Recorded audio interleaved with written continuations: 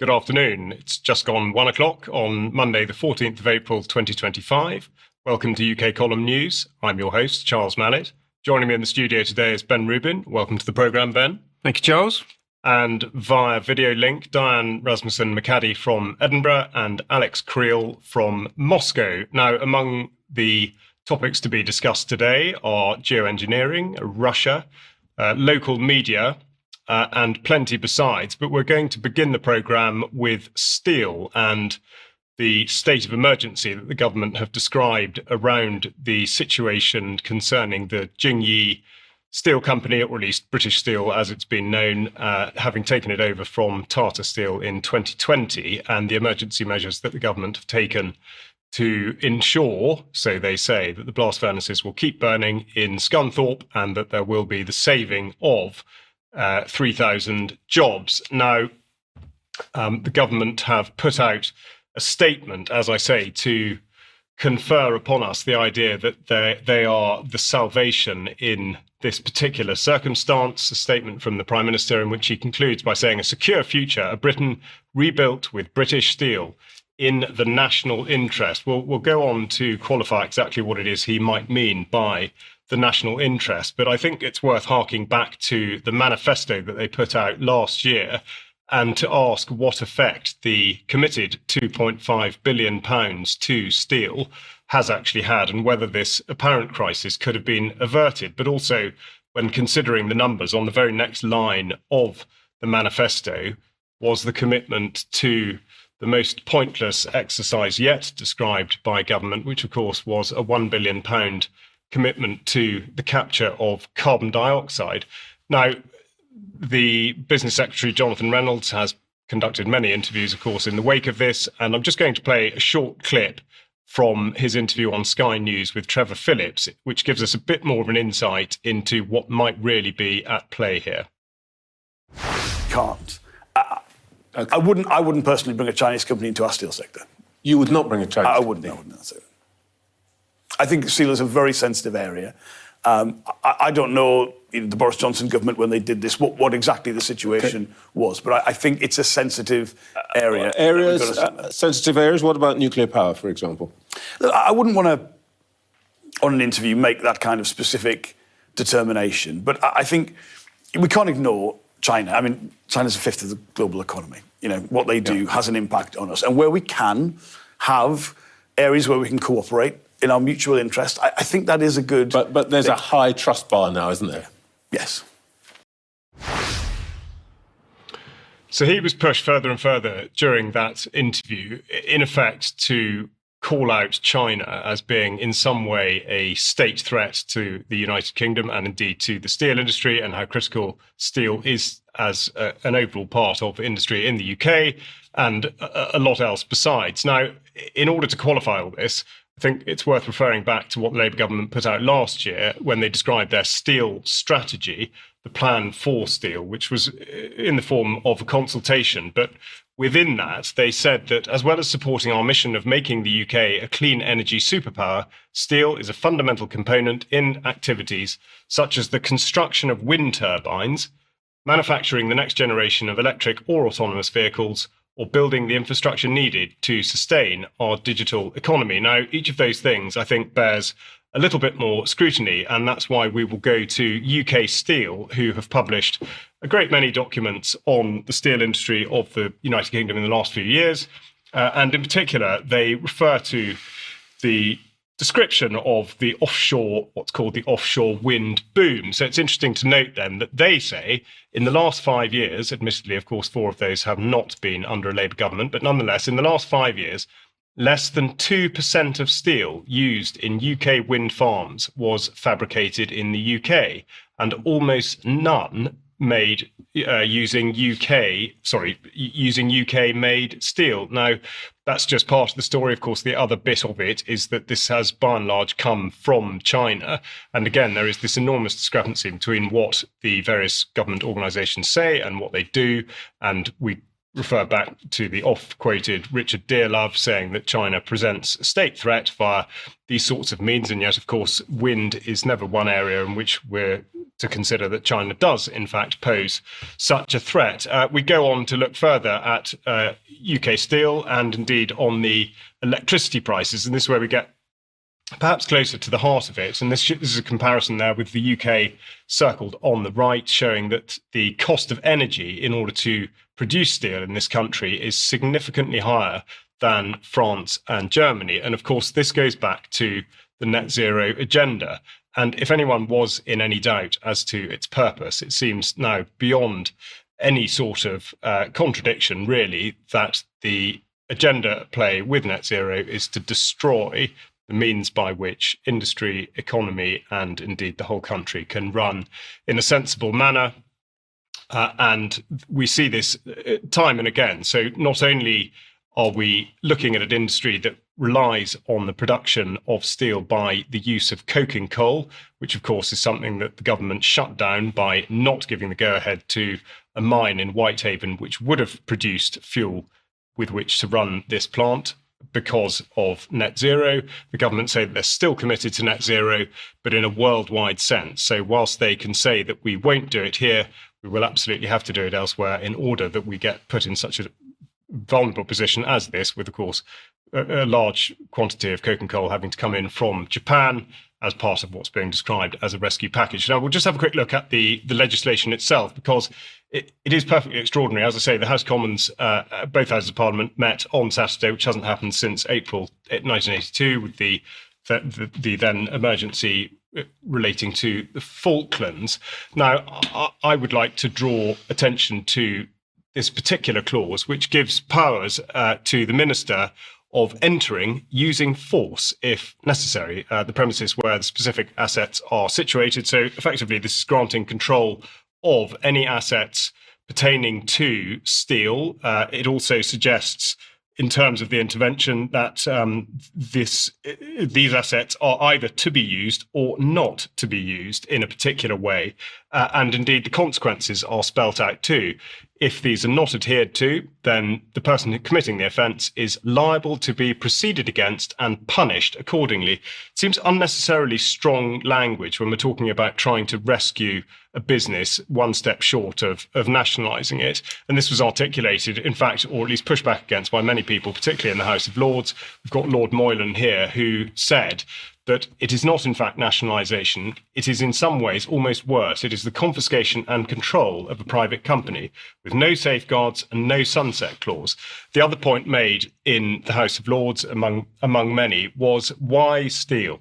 Steel industry, which has failed time and again, why should steel be propped up? And the reason I ask that question, or at least amplify that question from the House of Lords, is that, of course, steel is certainly on the wane, again, going back to the net zero agenda.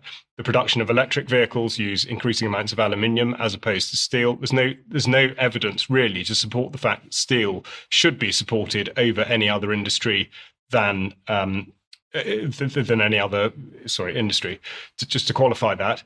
The other point to make is, in terms of jobs, we're looking at electricity, and indeed why electricity is not going to be more widely available. And this, of course, to support the constant rollout of artificial intelligence and the need to support that. And of course, we look at the Institute for Public Policy Research, citing the fact that a possible 8 million UK jobs are likely to be lost in pursuing this agenda, which makes one wonder, just speculatively, whether we are looking towards the state control of industries as a precedent in order to be able to do things like introduce digital wages. But I think there's a lot more to come out about this, and it certainly looks like it could be a sop to America, with whom we've been in lockstep for many months now since the Trump re-election and inauguration, and of course to be seen to be bashing China in order to attain perhaps more favourable conditions than the 10% tariff that we have been given could also be a large factor. There'll be a lot more to come out on this, and we're now going to go across to Diane to look at behavioural change. Yes, hello, Charles. Hello, Ben. Hello, everyone today. It's great to be here. So last week was the United Nations Behavioral Science Week. It took place across 46 UN entities, and there were 15 events throughout the week. Behavioral science, if you haven't heard of it, if you watch UK Column, you've heard about it several times because of Brian's wonderful coverage about applied behavioral psychology, which is an example of behavioral science, is part of what is called UN version 2.0. This was originally covered on the 31st of July 2023 edition of UK Column News, if you would like to go back and get the basics. But essentially, the policy, according to the website of UN 2.0, says that halfway to 2030, the world is not on track to achieve the SDGs. To accelerate progress, everyone needs to rethink, refocus, and recharge. UN 2.0 is a vision of a modernized UN system, cutting-edge skills, and forward-thinking culture that enable UN entities to better contribute to the quest for the SDGs. These ongoing internal transformations are designed around a quintet of change. Now, personally, I love music. This is not a musical quintet, but the quintet that it defines, that are 5 steps to this change, are innovation, data, digital, which includes helping with inclusive online education platforms, foresight, and finally, of course, behavioral science, enabling better choices. They call it BESCI, BESCI, and they have a hashtag that they use. That's kind of their shortcut. So what happened in Behavioral Science Week? Well, they were all webinars from as far as I could tell. I watched some of them just so that you don't have to. I don't like to do that to the viewers, but there will be a link in the show notes if you would like to see some things. I've got a short clip from one of the sessions that was called Getting Started with Behavioral Science. This took place on Wednesday last week. The speaker here is Sonia Guerrero, and she said she works in the education sector at UNESCO. So let's hear what she had to say. But we think that a behavioral science approach can improve the uptake of data and scientific evidence for decision making in education. And we think that one of the first things we need to do is to sensitize colleagues about this. So to get started, what we decided to do was to begin with a landscape review of how the behavioral sciences have informed the work of other international organizations, such as UNICEF, the World Health Organization, and the World Bank. A very preliminary scan is showing that behavioral sciences have been used within education projects, but used primarily for health interventions.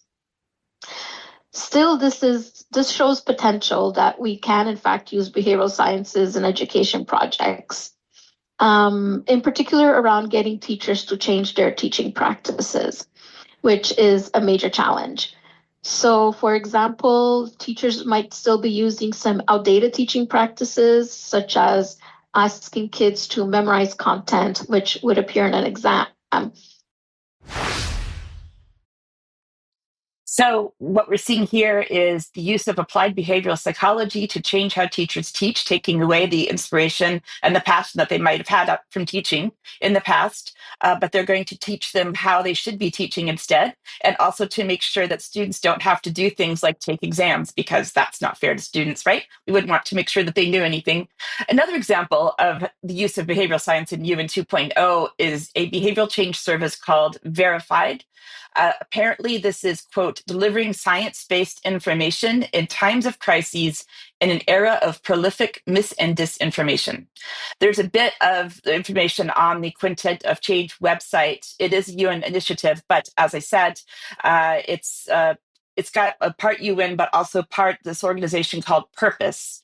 And we can put a screenshot of Purpose's homepage on the screen here. It is apparently working hard to cut through the noise around global crises and deliver critical fact-based advice and information. As they say here on their very obvious black and white homepage, they use creative storytelling and campaigns to move people to remake the world. Don't forget it, very large letters.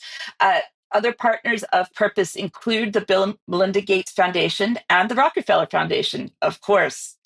As I was looking into Behavioral Science Week, I ended up coming across something that I had never heard of before, which is the United Nations University, or as I'll call it, UN Uni.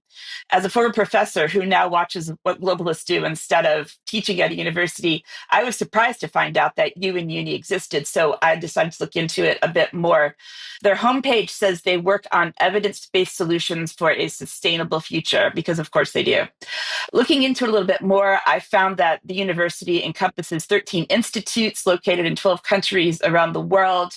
Their research and academic activities are aligned with every sustainable development goal, which are people, planet, prosperity, peace, and partnerships. So, of course, this is all starting to sound familiar because they say the same thing everywhere. Their headquarters is based in Tokyo. They have institutes in 11 other countries. So, of course, it's global. Students, if you want to be a student at this university, you can undertake research that links directly with the work of the UN and its agencies. For example, you can get a PhD in sustainability science. You can do a part-time PhD in the Netherlands. You can get a PhD in innovation economics and governance for sustainable development. And you can also get an MSc in sustainability or public policy and human development, or the geography of environmental risks and human security. And there are also non-degree courses and other training. If you want to know how much you would have to pay to do this, it varies by institute. So just like me, the UN Uni is celebrating its 50th birthday this year.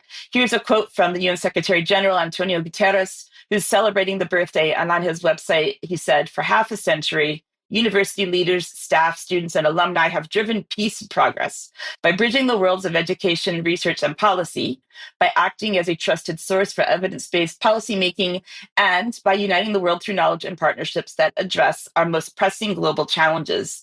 The United Nations University is truly multilateralism in action." So I found this UNU Merit, which is one of the institutes, talking about their contribution to the Behavioral Change Week last week. And that's how I found out about what was going on at the UN Uni. So just to see what it would be like if you wanted to be a student at UN Uni, I've got a couple of clips from their YouTube channel. This one is called, it's from a lecture called "A Cup of Tea for the SDGs." So let's learn from this lady. So how the SDG could help navigate these complex tea terrains, and actually the SDG could help tea tell its story. They are the impact, the SDGs are the impact that the tea industries and we as a tea consumer working to achieve. So the success of achieving a sustainable tea sector is actually hinge on our ability to balance SDG 12, which is responsible consumption and productions, and in our effort to enable economic development, or SDG 8, for the tea smallholders, and in a way that can conserve the life on land, which is SDG 15. So all of this effort should be done within the effort to alleviate poverty, SDG 1, and to achieve food security, and SDG 2, and to combat climate change, which is SDG 13. So there's your lecture. If you wanted to know what kind of research they do before you decided to apply, here's a video from February explaining a new report called Disaster Risks 2025, Turning Over a New Leaf, which was written by UN Uni's Institute for Environment and Human Security. And it found that redefining what we value is one of 5 fundamental changes that humanity needs to make to shift towards a more sustainable and resilient world. So let's watch the summary video. The world faces many serious threats: climate change, pollution, biodiversity loss, and inequalities, to name a few. We know what needs to be done to change course, so why aren't we doing it? The answer lies in society's deeper structures and assumptions that create the outcomes we see all around us. Take, for instance, spraying aerosols into the stratosphere to reflect sunlight back to space. This attempt to limit global warming is called solar geoengineering. Some governments and companies are exploring it as a way to combat climate change. But the actions of a few could lead to negative impacts for others around the world. Unpredictable weather patterns, food and water insecurity. It's also a superficial fix that fails to address the underlying causes of climate change. We prioritize our own benefits, willing to accept negative impacts elsewhere. To truly solve the problem, we need to look at how we interact with each other across the globe. When we move beyond self-serving solutions and recognise our own responsibility, the real solution is clear. Cutting out emissions directly by phasing out fossil fuels. We have the power to change the world for the better. Let's turn over a new leaf. So apparently we're going to spray the skies eventually, and we're also going to phase out fossil fuels, which we know Keir Starmer announced that last week. I have a little bit more later on in the news on geoengineering, but right now, Charles, what do you think? Would you go to uni? People you will have recruited to the university in that segment, Diane. I'm guessing probably not that many, but thank you very much nonetheless. Now, Ben, you're going to take us down to the sort of local level on a related note. Absolutely, and a directly related note. Thanks for that, Diane. That was fascinating. And I talk a lot about this interplay between money and power and money, which is what is projecting itself across us at the moment. And the UN is all about power, and that word was actually used several times in that video that you ended up on there, talking about power. And essentially these tools, these psychological tools, these propaganda tools that they've developed around behavioural psychology, behavioural economics, there are lots of different terms for it. Nudging, essentially, is the one that I think has probably got most understanding across the broader population. They're all about projecting power, and they're all about ultimately transforming humanity to fit into their very, very narrow understanding of what the world should be like, right? And what you end up with is bureaucrats in an office in New York, like the woman in the first film that you showed, who think that they've got the right and the capacity to transform everything everywhere. It's really astonishing when you get into it. And it's actually Orwellian. There's a great quote from George Orwell, 1984, which is, "Power is tearing human minds to pieces and putting them together again in new shapes of your own choosing." And I think that's a perfect summary of what we're looking at here with these applied psychology approaches. And this quote always reminds me of this fella, David Halpern, CBE, who was one of Blair's top aides during his pomp, really, the Blair years, 2001 to 2007. And then also the founder and CEO of the Behavioural Insights team, the Nudge Unit, which is where most of this stuff came from, or certainly where it was brought into broader use across government and elsewhere. He's an interesting character, Halpern. I don't use that quote from Orwell lightly, right? Because actually I've done some deep digging on Halpern, and one of the things that you find out is that he's an amateur artist, a painter, and these are the types of things that he's producing. You can see there at the bottom. That's an example of one of his artwork. So he's very clearly into tearing humanity to pieces and putting us together again in new shapes of his own choosing, right? You know, he's a psychologist. Maybe you should psychoanalyze yourself, Mr. Halpern. It's kind of terrifying, that image. He also mentions in that same interview, we'll put a link to that so you can go and watch it. I'd highly recommend it. He mentions the debt that he has to Cass Sunstein.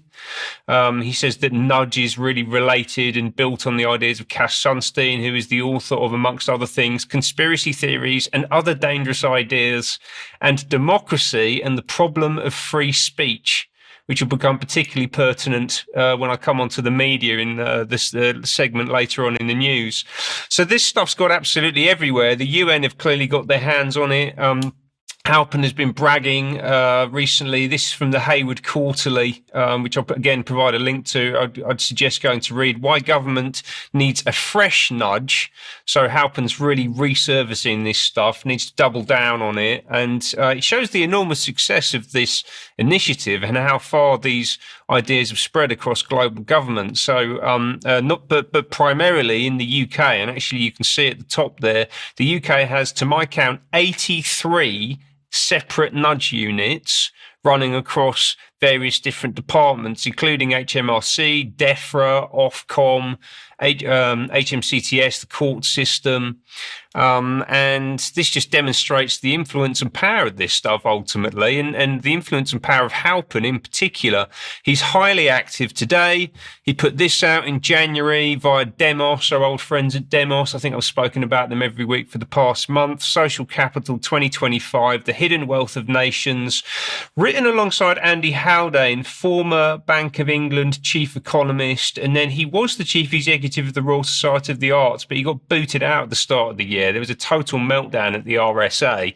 Won't go into that right now, but I'd suggest going to have a look at this. You probably don't want to read all of it, because essentially you've got two technocrats trying to intellectualize and quantitatively measure something which any normal human being would understand intuitively and without explanation, right? This idea of social capital, the fact that we have a reputation and that we interact with each other as human beings and that trust is important. Apparently they need to write a long report to understand that, right? And this is slap bang in the middle of the current Labour Party agenda. It builds around some ideas around the preventative state, which come from Demos a couple of years ago now, actually came out during the Tory government, the last Tory government, which basically is just promoting this idea that the state needs to be involved in absolutely every part of your life. It's linked in, if we could just flash that back up on screen quickly. If you see on the cover page on the left, in the bottom right-hand corner of that, you can see local trust, right? Interesting. They've got to get local trust. And also something called the National Network for Neighbourhood Improvement, which is a new initiative, a bit like 3CI. This is 3NI, 3CI in the climate arena. This is a counterpart, but it's all about social innovation. And it's also linked into, they love this sort of, multiplicity of different organisations. This is all linked into the same thing, right? But they need lots of different things to make it look like there isn't a kind of monopoly on how this thing's being pushed forward. It actually ladders up to this, which is ICON, the Independent Commission on Neighbourhoods, and they're reviewing the current state of neighbourhoods across England. This was launched in September last year, and essentially going out and asking a bunch of questions. Again, I won't read them out in their totality, just to kind of with an eye on time. But essentially what they're trying to do is to understand why neighbourhoods are important. And in order to do that, again, this is this kind of technocratic, never leaves the M25 kind of worldview, which is that, well, why do we need to write a 100-page report with a load of graphs in it to explain why neighbourhoods are important? Surely that's just blindingly obvious to anyone with a soul, you know, like this is this what we're looking at here? Soulless technocrats running the country? I think it might be. Who's in charge of ICON? Right. So this is Baroness Hilary Armstrong. She was a minister under the Blair government. So first for housing and planning, then local government, then social exclusion. She was also chief whip as well. So top Blair age. She's running this. A bunch of other people in there with Demos links. So again, this is a Demos proxy, what we're looking at here. And you can see on that image, David Halpin in the far left. And also, dare I say, far left politically as well. And you can see on the sign in the background that you are in a big local area. So this is another initiative called Big Local, which is a continuation of the Big Society agenda, which was based on the ideas of Saul Alinsky. This is neo-Marxist, communist, essentially. And they've mapped out the whole country. And there are a bunch of neighbourhoods, schools of neighbourhoods that they've identified as being of particular interest.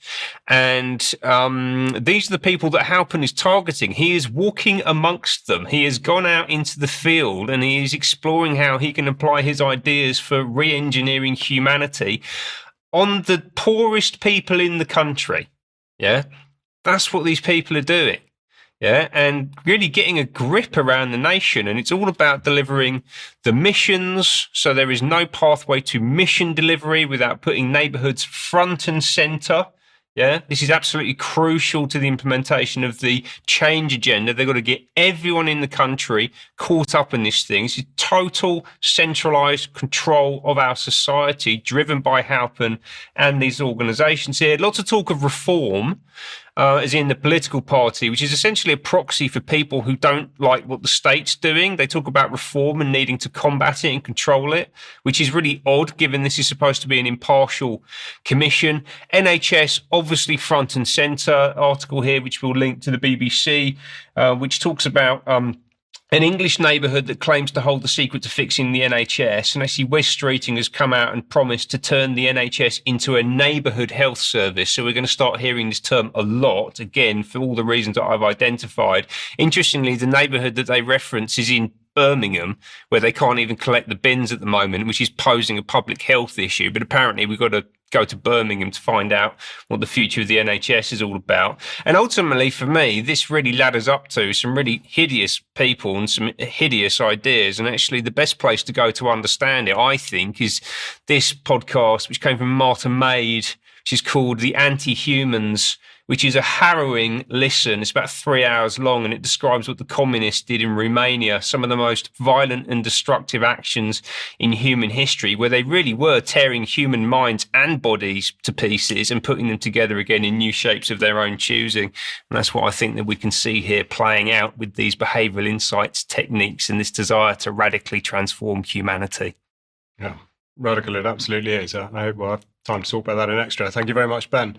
Now, as you'll know, the UK column is funded solely by its members and viewers. And so if you are in a position to be able to support that, then you can either make a donation or you can join as a monthly member or an annual member or indeed as a lifetime member. We also get a small percentage of sales of Clive de Carle's products, which are available on the website.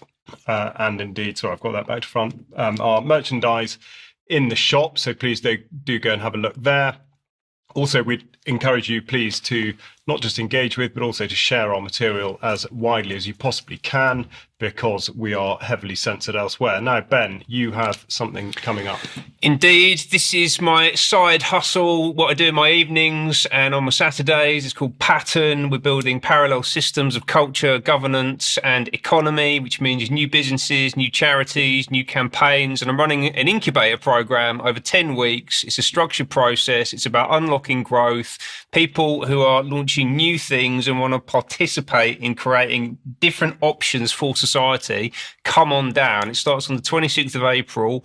And it, as I say, runs for 10 weeks. I'm running the program. If it sounds like your bag or it might relate to someone that you know who'd be interested, then you can find out more by going to pattern18.substack.com, and there'll also be a link in the show notes.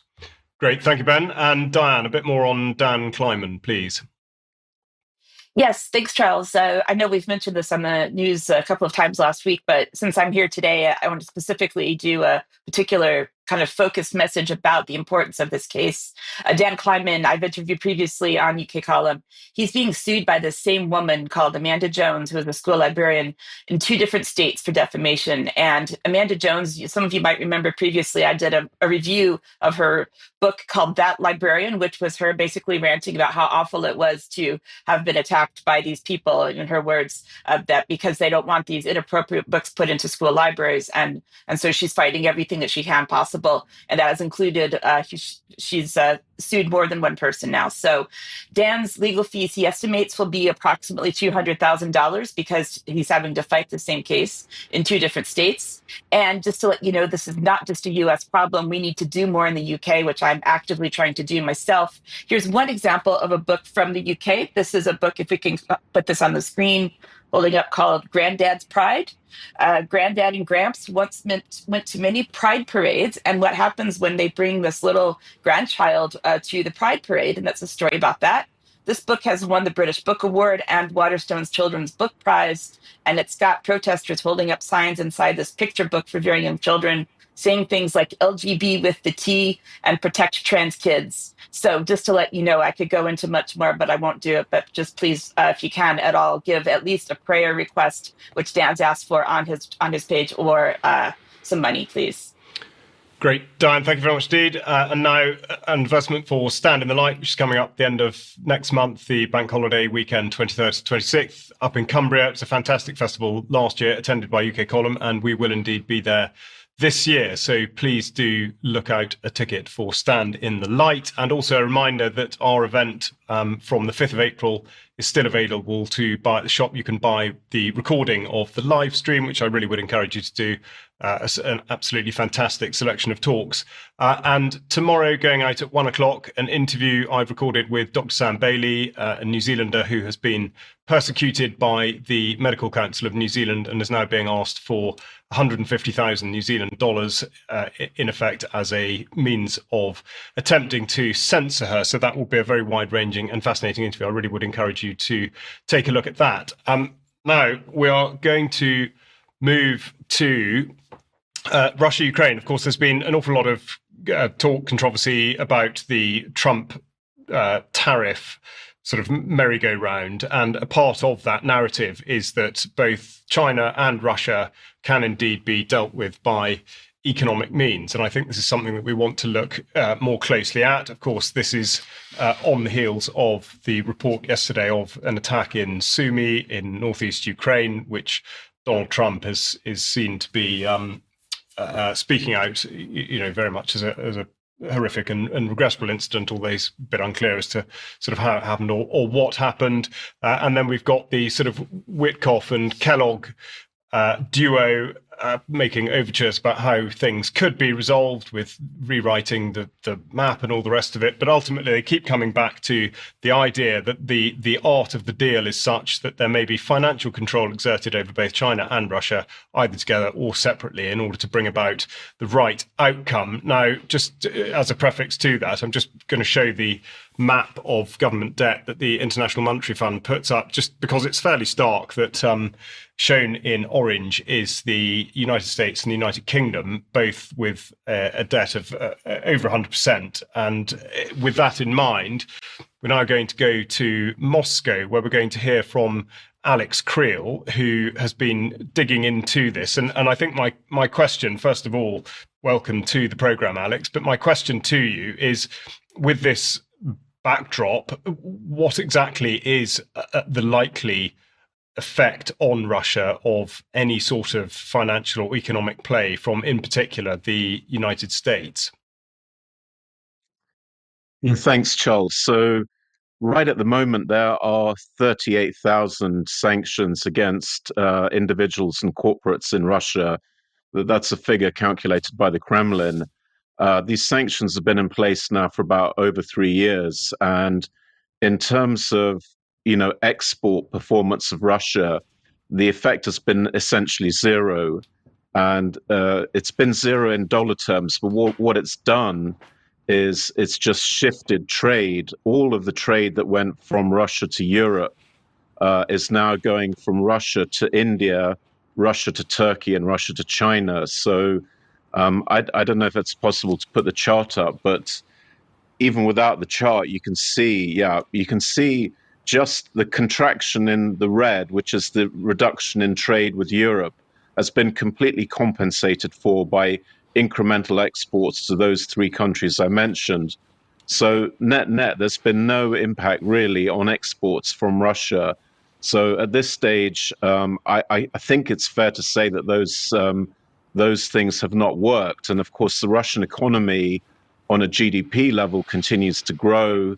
They're revising the number upwards and downwards, but it's somewhere about 4% GDP growth in 2024. So far that hasn't worked. And then also in the other chart shows the leaks in the importing system. So this is just a example where you have Estonia, which is one of the most, at least their political leaders are the most pro-war and anti-peace in Europe. And while they're out sort of warmongering, Estonian businesses are quadrupling the exports that they're making to Russia's neighbors in these CIS countries. So they're now exporting 4 times more to sort of Kazakhstan, Uzbekistan, Armenia than they were before this special military operation started in 2022. So you have another, you have a porous system of tariffs, of sanctions over imports, and there are ways around it. So in dollar terms, those are not big numbers, going from 5 million euros a month to 20 million euros a month. But again, it indicates the way that the sanctions regime can be bypassed or evaded. So I think there's going to be there won't be taken seriously more threats of sanctions inside Russia, although Russia is also working on trying to undo some of those sanctions, because in any one of these transactions, the buyer is also benefiting. So, in the example of Europe now no longer has access to cheap pipeline Russian gas and is now buying expensive LNG imports from the United States. So, in every one of those transactions, the other side is also losing. So Russia is trying to unfreeze some sanctions on agricultural exports, and that is something that's going to help a lot of countries around the world if that's achieved, to get Russia back onto the SWIFT system for a limited set of transactions. Yeah, I mean, it's fascinating. And I think, it sort of harks back in a way to the opening report today about steel, because obviously it seems that there's a very sort of clumsy effort by the British government to demonize China in some way, even though in actual fact we import over 60% of our own steel. But nonetheless, there is this sense of trying to apply some sort of pressure on China. To what extent do you think these policies, discussions, all the rest of it are actually pushing Russia and China towards one another? Well, they clearly have done over since 2022. They're now joined at the hip, which was, of course, always the sort of geostrategic nightmare of that union happening. And now they're very closely put together. And I think, I guess, the rare earth minerals issue is now brought that into focus because China dominates that sector. And if you're fighting with China and with Russia, I mean, fighting politically and economically, then you're also in trouble with things like rare earth minerals. So maybe the idea is to try and split them again, or at least put a little bit of distance between them. It's possible, but I don't think it's going to work at this stage. And in terms of the United States sort of approach to this, do you think there is naivety or ignorance, or sort of a combination, or something entirely different? I think it's just an overhang of imperial, a sort of obsession with imperialism. I think in the early 90s, America decided they are the single hegemon, and they can dictate all the rules everywhere, all around the world. And I think, things have moved on since then. That, as you said, the debt charts, the differential GDP levels, economic power and vulnerabilities are shifting, but they're still stuck in this single, we are the hegemon and we can dictate terms everywhere to everyone. And at some point that's going to stop working. And I think that's what the last, 20 years has been all about, really. Probably be what the next 20 years is about as well. Yeah, well, obviously we will wait and see. Alex, thank you very much indeed for joining us. If you'd like to follow more of what Alex does, then the best place to go, I would say, is Substack. There'll be a link to his Substack Thinking Coalition in the show notes, and we'll come back to discuss that more in extra. Now, Ben, we're going to go to charitable journalism.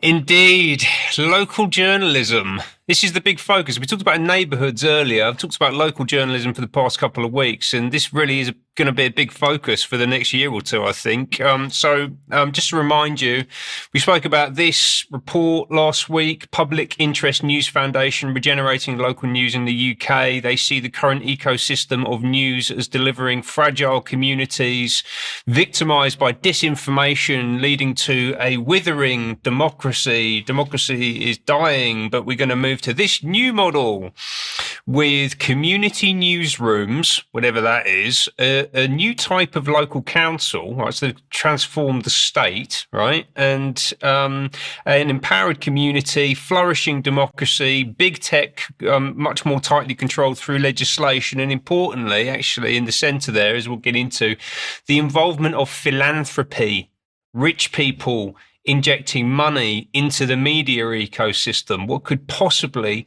go wrong? Now, I wanted to understand a bit more about where this report came from and this entire agenda, basically. And I've landed on this organisation, which is the Charitable Journalism Project, launched in 2022.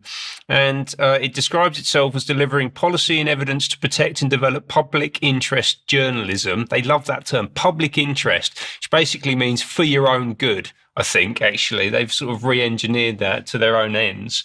So this is newsrooms, reading from the bottom, that work in the public interest, need support, easier access to charitable status, importantly, would help them secure a sustainable future.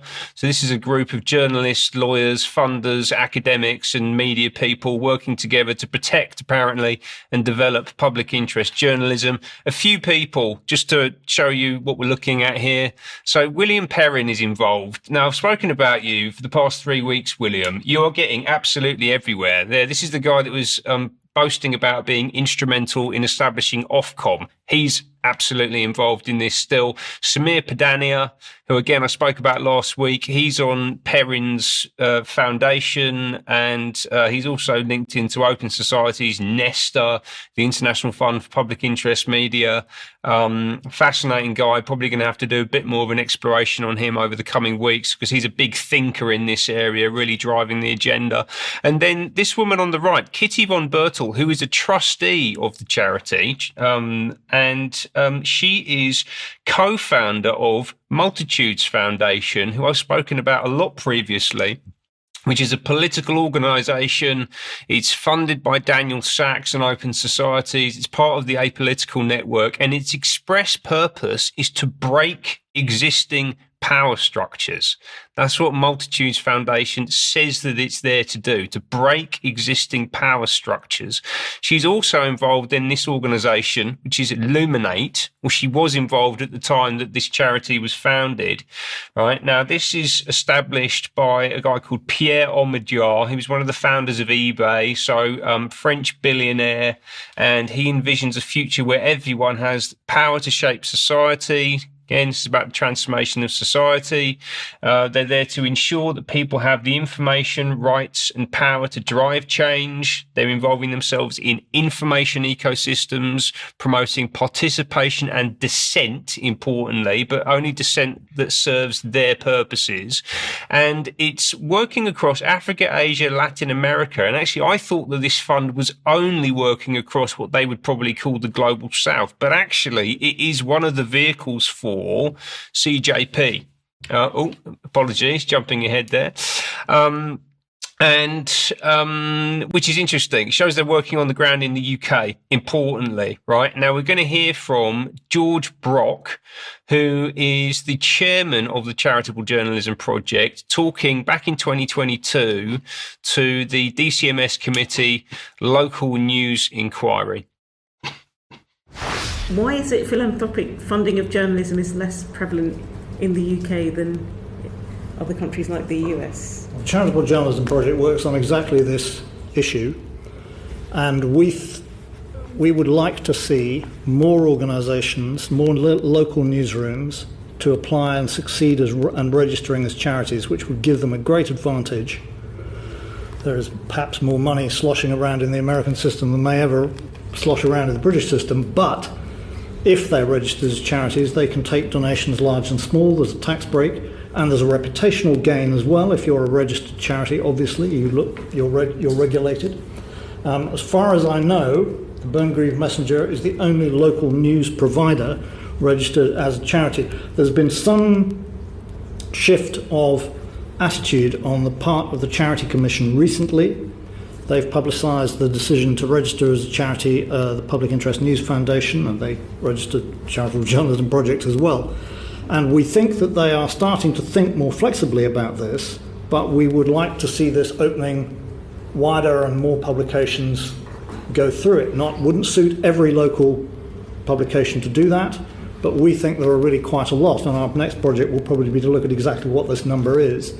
We think there are quite a few local news projects which would gain from this and could, strengthen their evidently often very ropey finances. They want more local newsrooms registering as charities. Yeah, apparently news is not an industry anymore, it's charitable. And this is a total inversion of what it's supposed to be, right? It's supposed to operate in a marketplace and not be owned and controlled by philanthropic wealth. Ultimately, the people that these titles are supposed to be investigating and holding to account, right? It's not just the state that's the issue, it's the money side of the power and money equation as well. What else does charitable status do? Well, first of all, it makes them subject to greater regulation. Yes, we talked about Ofcom over the past few weeks. The Charity Commission will also now be in the mix as well. Right, so that again is the method through which greater and tighter control is going to be applied. It's going to give you access supposedly to free money, so make it possible for big funds like Illuminate to inject money into this ecosystem so that they can strengthen their ropey finances, which was quite an interesting term that he ended up on, which is really the point here, right? Which is, why are their finances ropey? Yeah, and it's to do with this, right?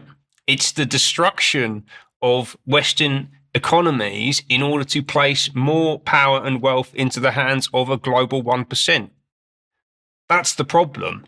Yeah, and getting that global 1% that has engineered this situation deliberately to start giving money to local newspapers is not going to fix the issue. It's going to exacerbate the issue, isn't it? That's what's going to happen, right? And what else has been going on? Well, big tech's entered the mix, really importantly. So here's some statistics looking at the advertising revenues globally of publishers, TV channels, and Meta, aka Facebook, right? So we can see that TV has gone down about 25% since 2016. These numbers run up to 2023. So it's a 7-year period. It's gone from 200 billion to around 150 billion. Big drop.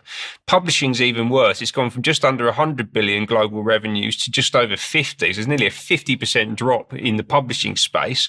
And who's in the ascendant? Big tech, exemplified here by Meta. Yeah, you've gone from, I think it was around 25 billion revenue in 2016 to nearly 150 in 2023. And actually, it surpassed, Meta's ad revenues surpassed the whole of the global fixed linear television industry.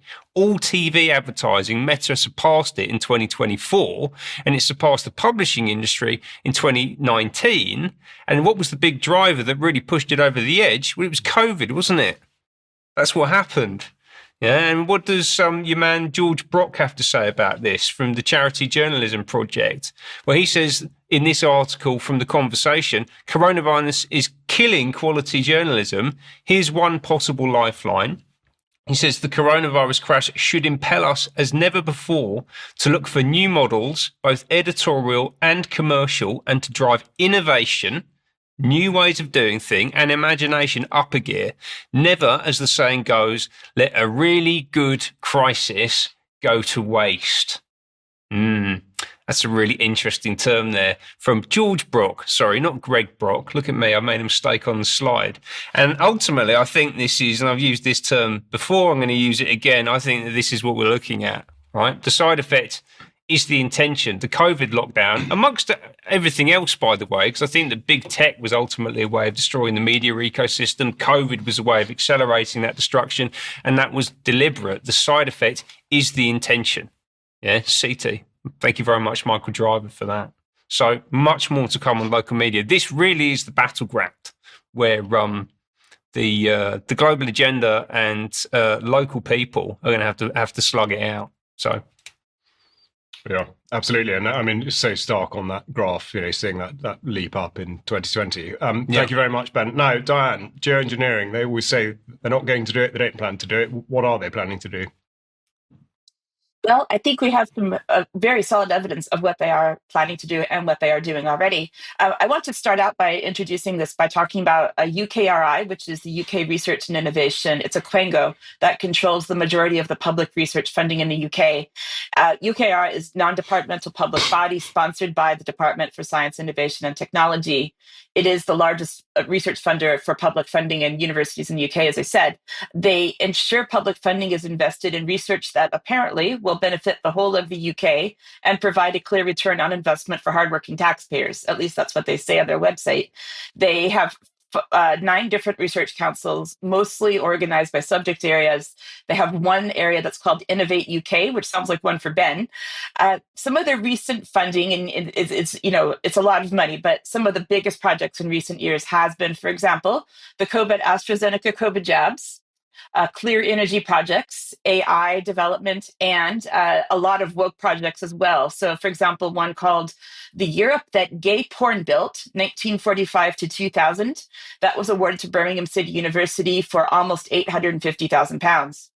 On the 4th of April, there was a press release coming out that said that £13.9 billion of research and development funding had been unveiled to boost innovation and jobs and growth. And 8.8 billion of this was going to go to UKRI for distribution to these 9 councils. The Science and Technology Secretary, Peter Kriel, was quoted in this press release, and he said, quote, R&D, research and development, is essential to fulfilling this government's plan for change, whether in improving lives across the UK and beyond through new life-saving drugs, helping us build a cleaner, greener future or in exploring beyond our planet to unlock new discoveries that keep us healthy, safe, and prosperous, and much more besides. But actually, if you look at the real numbers, the government has cut the funding for UKRI in the new budget allocation with £300 million less than in the last budget. And considering inflation, that's actually a significant amount. So that makes it interesting that the government announced back in February that Professor Sir Ian Chapman had been appointed the next CEO of UKRI with a renewed focus on economic growth. Lord Valence, the science minister, said that Sir Ian, the new CEO's leadership experience, scientific expertise, and academic achievements make him an exceptionally strong candidate to lead UKRI in pursuing ambitious, curiosity-driven research, as well as innovations that will unlock new benefits for the UK's people and drive our plan for change. We also thank Dame Adeline Leiser, I hope I'm saying that correctly, ahead of her stepping down this summer, recognizing her pivotal work in guiding UKRI through challenging times, notably during the COVID pandemic and through the UK's return to participation in Horizon Europe. So Horizon Europe is a European-wide public research funding scheme that we had been taken out of for a few years because of Brexit.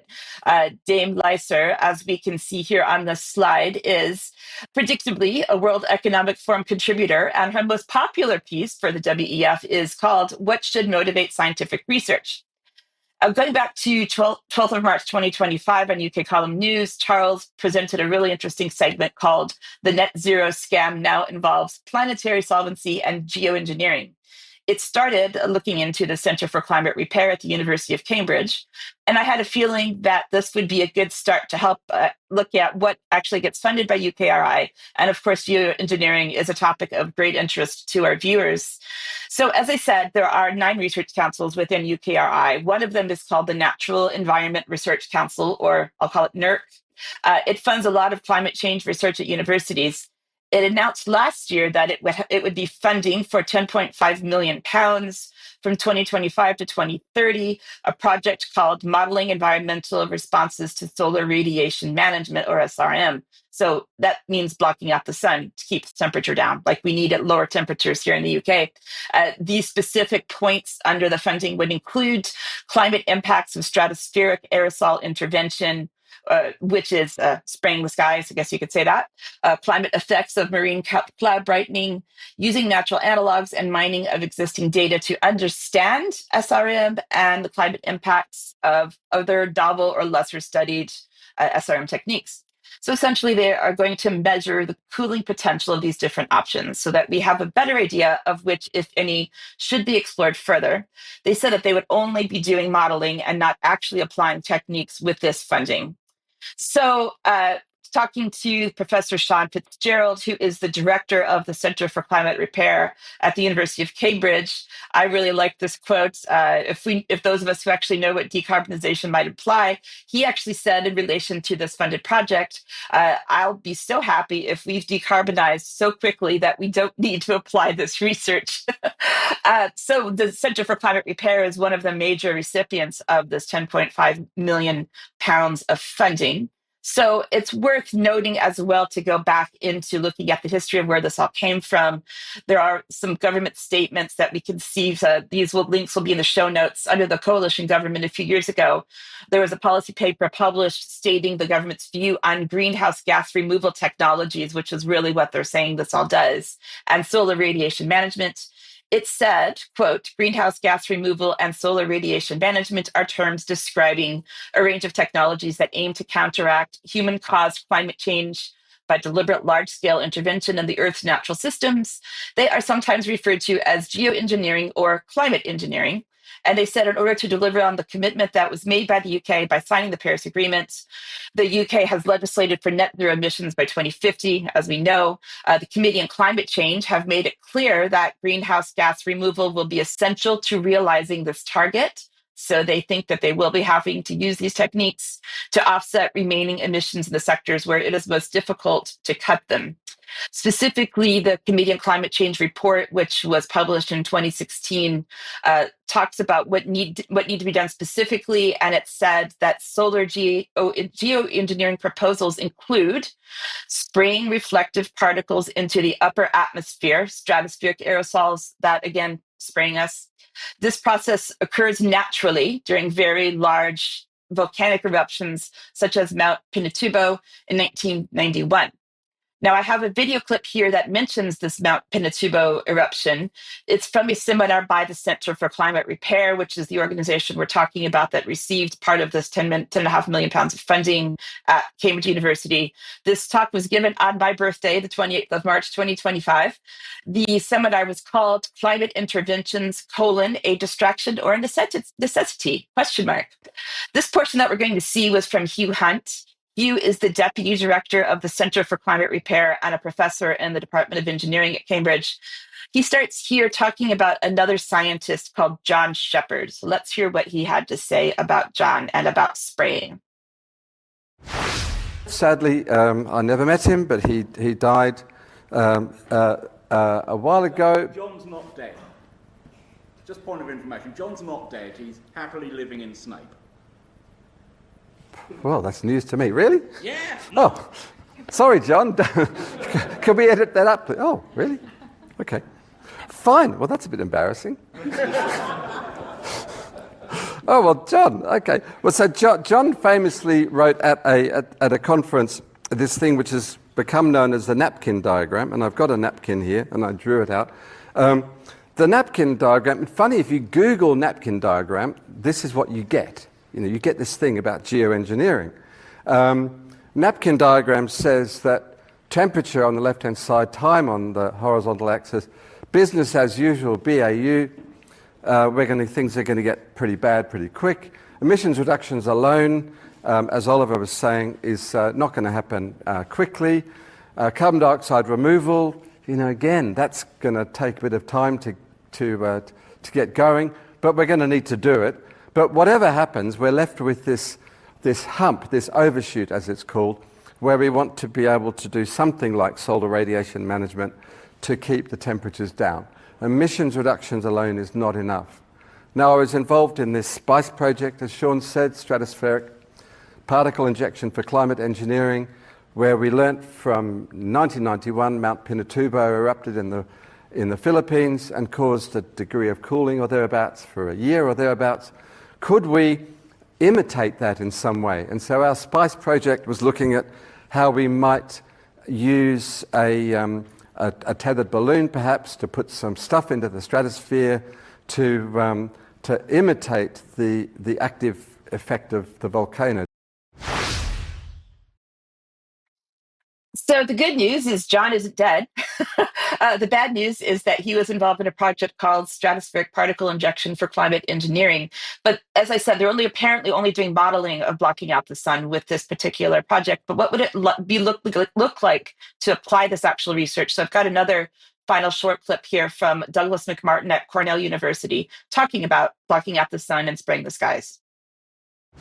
In principle, you could do something in space that's prohibitively expensive, almost certainly.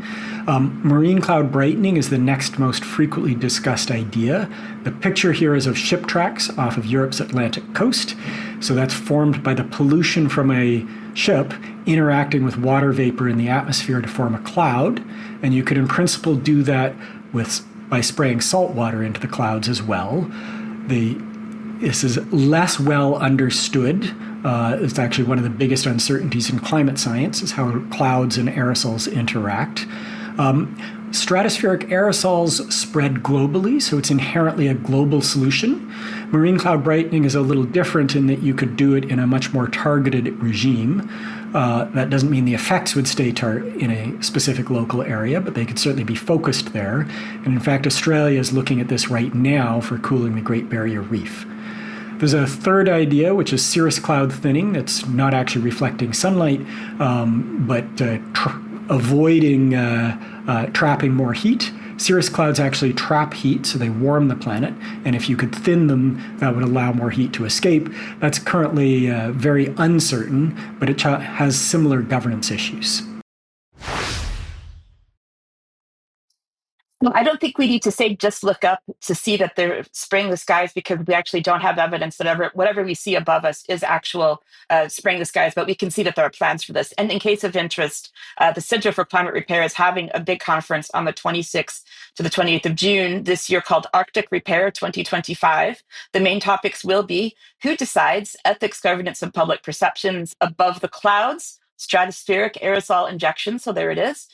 The way ahead, the future of Arctic repair, bright ideas, marine cloud brightening, and other interventions. So I'm wondering what those other interventions will be. I don't know, Charles. Maybe I should go to the conference and find out. Do you think they would let me in?